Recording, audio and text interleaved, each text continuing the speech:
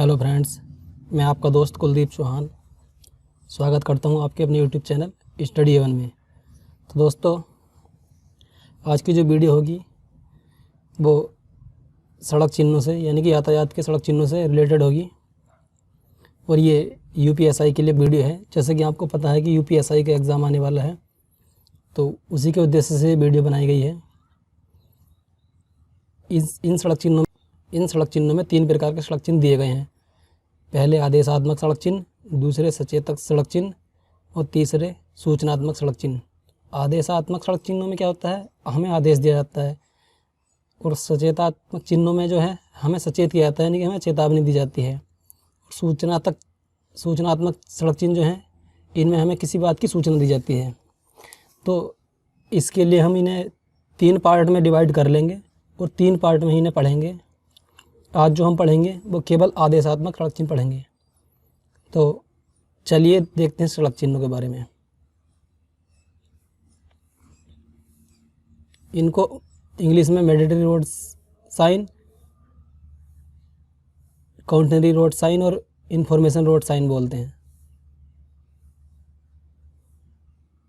चलिए देखते हैं। जैसे कि हम आज पढ़ेंगे अपने पहले आदेशात्मक यानी कि मैंडेटरी। चलिए देखते हैं। थोड़ा सा पहले सड़क चिन्हों के बारे में जानकारी लेते हैं। क्या है जानकारी, इसके बारे में देख लेते हैं। इसको मैं थोड़ा बड़ा कर लेता हूँ। देखिए, पहले हम ये देखेंगे सड़क चिन्हों की जानकारी। कोई व्यक्ति जब पहली बार सड़क पर वाहन चलाता है तो उसे सड़क संबंधी अनेक बातों का ध्यान रखना चाहिए। यानी कि जब भी कोई व्यक्ति सड़क पर वाहन चलाता है तो उसे जो है बहुत सी बातों का ध्यान रखना चाहिए। ड्राइविंग सीखने वाले व्यक्ति के लिए सबसे आम ज़रूरतें हैं लाइसेंस पाना, ड्राइविंग स्कूल में पंजीकरण, यानी कि जहाँ ड्राइविंग लाइसेंस बनते हैं वहाँ पर आपका पंजीकरण होना चाहिए, आपके पास लाइसेंस होना चाहिए। सड़क से परिचित होना चाहिए, यानी कि सड़क को अच्छी तरह सड़क से परिचित होना चाहिए। सड़क के बारे में हमें जानना चाहिए। यातायात नियम संबंधी परीक्षा देने और सड़क की नीति के बारे में जानना चाहिए, यानी यातायात के सभी नियमों और सड़क वगैरह के सभी नियमों का जानकारी ज़रूरी है। इसमें से ड्राइविंग के बारे में एक बुनियादी बात सड़क या यातायात चिन्हों के बारे में व्यापक जानकारी पाना है, जिसे हमेशा गंभीरता से लेना चाहिए, यानी कि इसे हल्के में नहीं लेना चाहिए। भैया ड्राइविंग वगैरह करते समय यातायात के चिन्हों का पालन जरूर करना चाहिए। प्रत्येक कुशल चालक के लिए इन चिन्हों के बारे में अच्छी तरह से जानकारी रखना जरूरी है।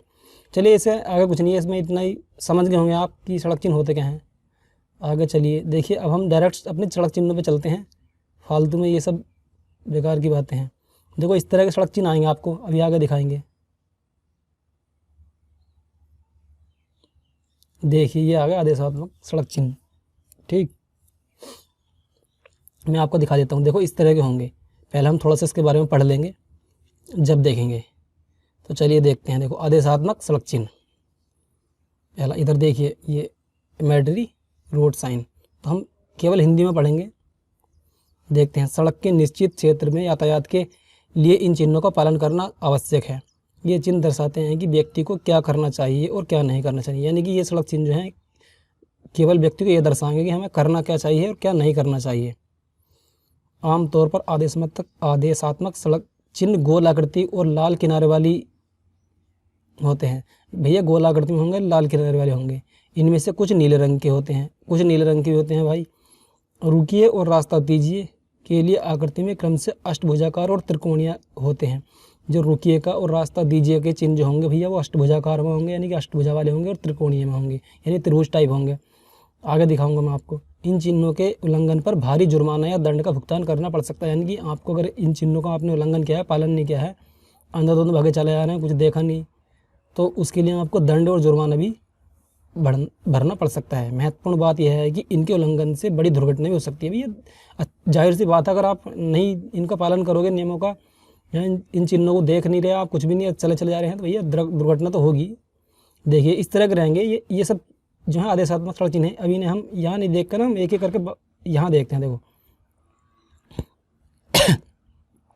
अभी ऊपर मैंने आपको बताया कि रुकिए और रास्ता दीजिएगा क्या होता है, अष्टभुजाकार में होते हैं और त्रिभुज में होते हैं। तो देखिए, अष्टभुजाकार में है रुकिएगा, अगर इस तरह का चिन्ह है और लाल है अष्टभुजाकार में है तो उसका मतलब है रुकिए।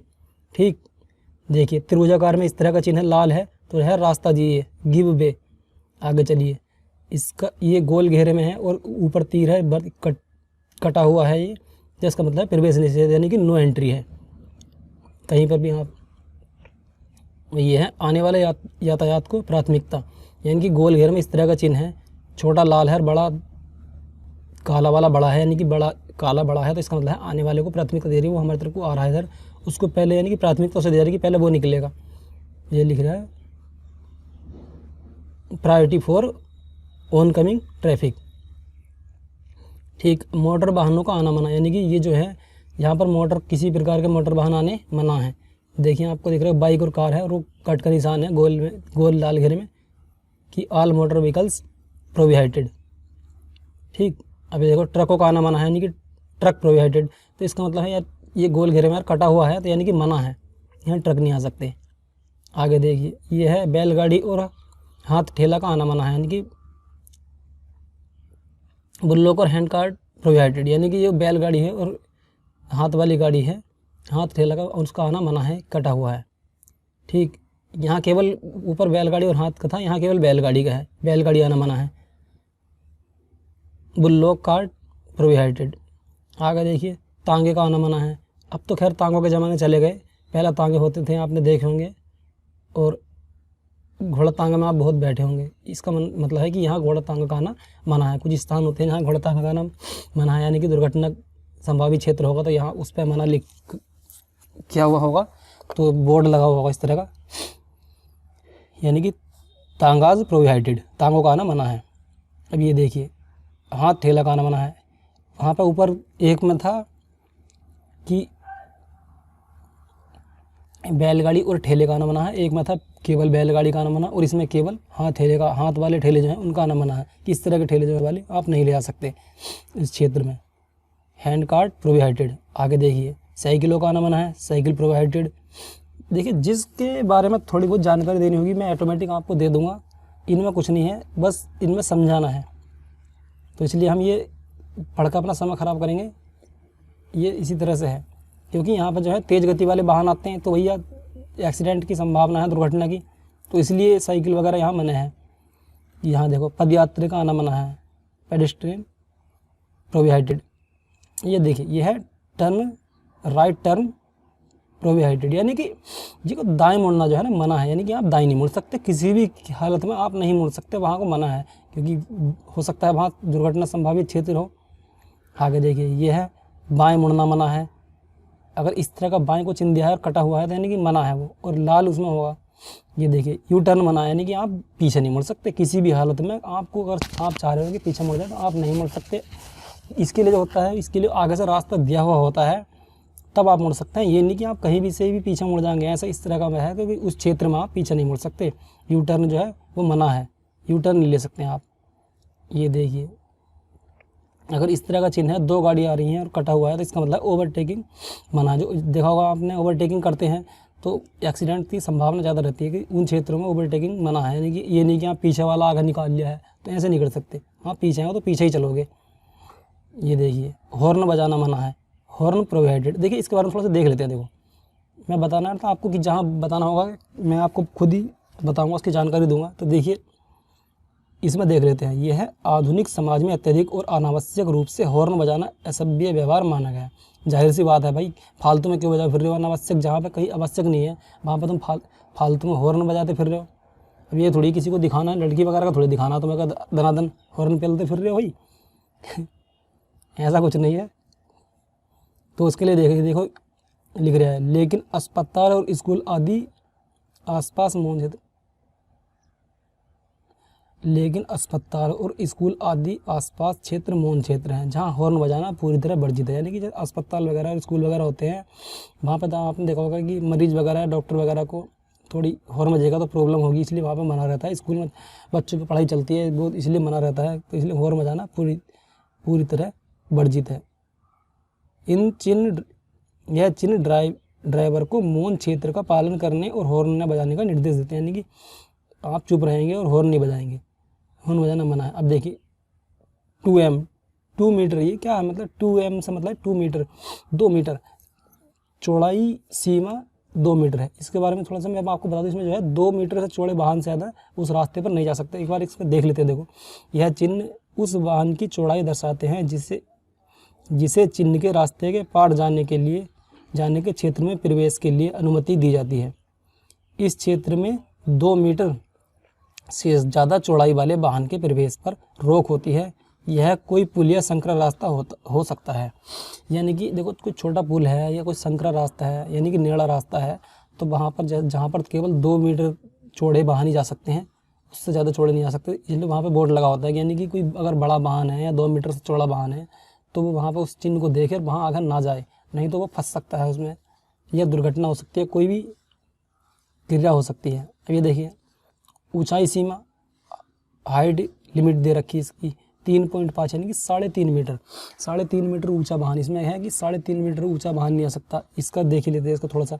कुछ सड़कें कम ऊंचाई के पुलों, रेलवे लाइनों आदि के नीचे होती है। कुछ सड़कें होती हैं जो कम ऊंचाई के पुल होते हैं उनके ऊपर होती हैं, जैसे ओवरब्रिज वगैरह होते हैं इस तरह के, या जो कि जगह आप देखोगे रेलवे ट्रैक पर रेलवे लाइन के पुल के ऊपर होता है, इस तरह की रेलवे लाइन आदि के नीचे होती है।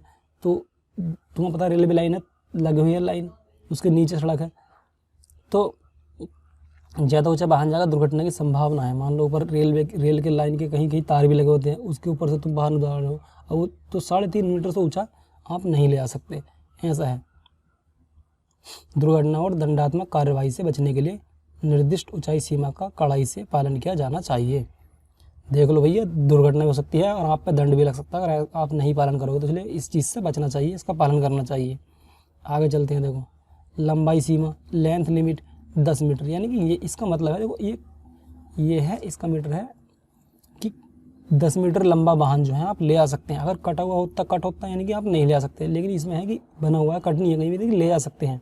तो 10 मीटर लंबा वाहन आप उस रास्ते में ले सकते हैं। ये चिन्ह जो है वो घुमावदार मोड़ पर लगा होता है। देखो, मैं इसके बारे में थोड़ा सा पढ़ लेता हूँ। सड़क पर लगाया यह चिन्ह दर्शाता है कि कितनी लंबाई का वाहन उस रास्ते से गुजर सकता है। यह चिन्ह तीव्र मोड़ या घुमावदार मोड़ पर लगाया जाता है। यह उन लंबे और बड़े आकार के वाहनों के लिए होता है जो सुरक्षित ढंग से मुड़ नहीं सकते, जो कि जैसा कि कोई बड़े वाहन है, देखो एकदम से नहीं मुड़ सकते, बहुत मोड़ने में दिक्कत होती है। तो ये चिन्ह जो है वहाँ लगाया था, तीव्र मोड़ वाले स्थान पर लगाया था, यानी कि यहाँ जो है भाई लंबे वाहन मुड़ सकते हैं तो लगाएंगे, कि इससे लंबे वाहन नहीं मुड़ सकते तो आपको उसका कट होता। चलिए आगे चलते हैं। T5T का मतलब है 5 टन का भार। देखिए, भार सीमा, लोड लिमिट, इसका मतलब देखो इसे पढ़ लेते हैं। यह सड़क चिन्ह उस वाहन की भार सीमा के बारे में होता है जो सड़क पर आगे जा सकते हैं। यह चिन्ह इंगित करता है कि 5 टन से अधिक भार का वाहन सड़क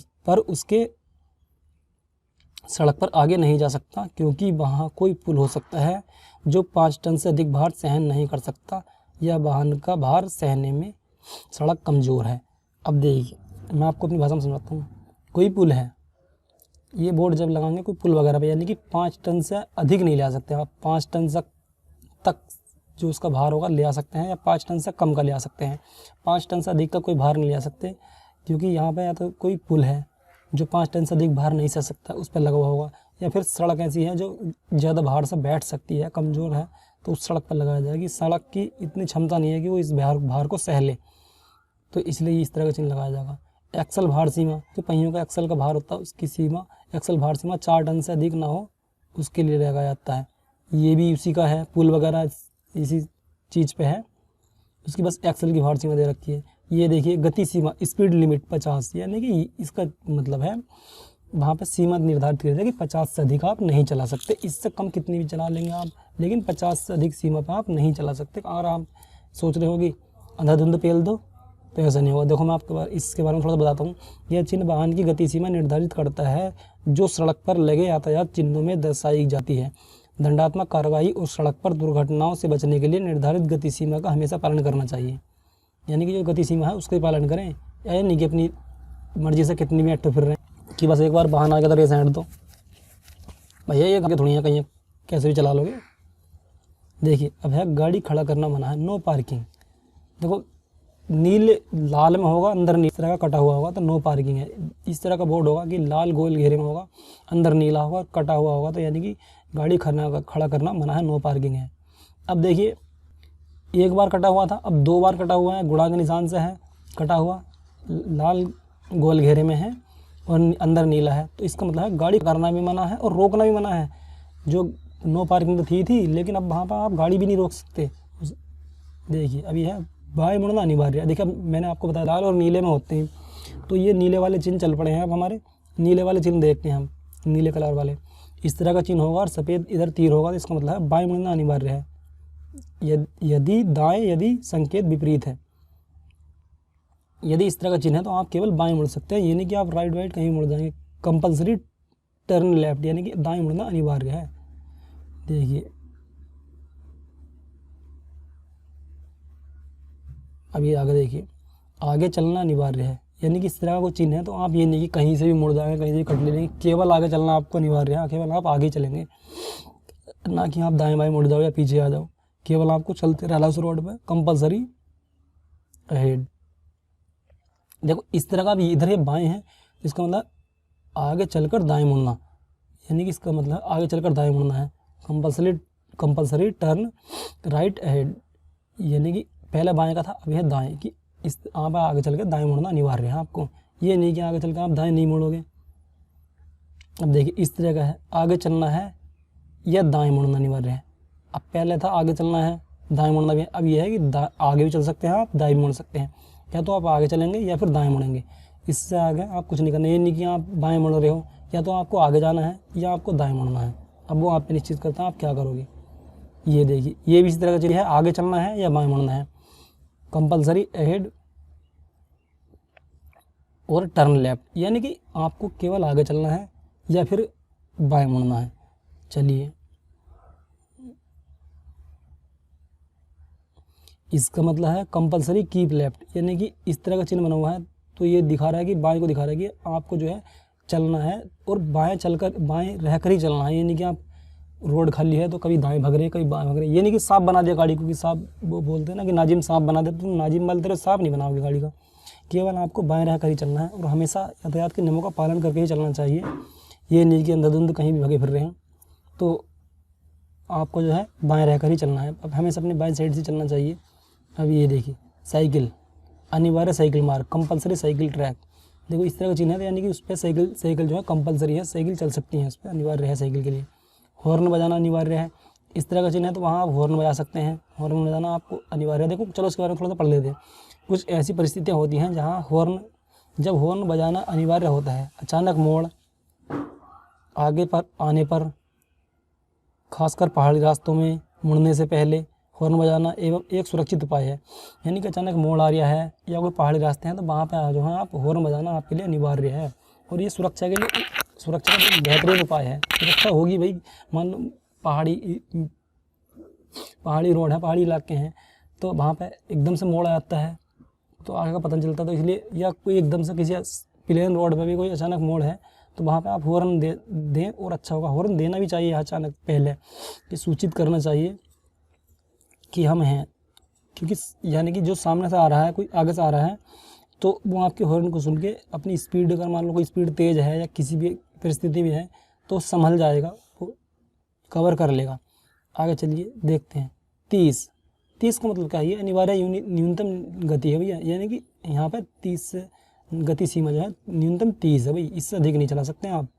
यह चिन्ह दर्शाता है कि जिस स्थान पर यह चिन्ह लगा हुआ है वहाँ प्रवेश करने के पश्चात चालक वाहन को निर्धारित गति पर ही चलाएगा। इस संबंध में दंडात्मक कार्रवाई तथा सड़क दुर्घटना से बचने के लिए अनिवार्य रूप से निर्धारित गति का अनुपालन किया जाना चाहिए। यानी कि हाँ भैया 30 से ऊपर न चला सकते हैं। मान लो जैसे कि कोई मार्केट वगैरह है या कोई रास्ता बिजी है, पता है कि आने जाने वाला रास्ता है, वहाँ पर पब्लिक चलती है, तो तुम अंधाधुंध भगाओ थोड़ी ले जाओगे गाड़ी। ये कि स्पीड में तेज़ नहीं आ सकते, केवल आप 30 की स्पीड से ही जाएंगे, और 30 की स्पीड भी बहुत होती है यार। अब ये देखिए रेस्ट्रिक्शन एंड्स, रोक समाप्ति चिन्ह। ये भैया रोक समाप्ति चिन्ह जो है, रोक समाप्ति चिन्ह जो अभी तक के चिन्ह थे उन सब की समाप्ति हो चुकी है।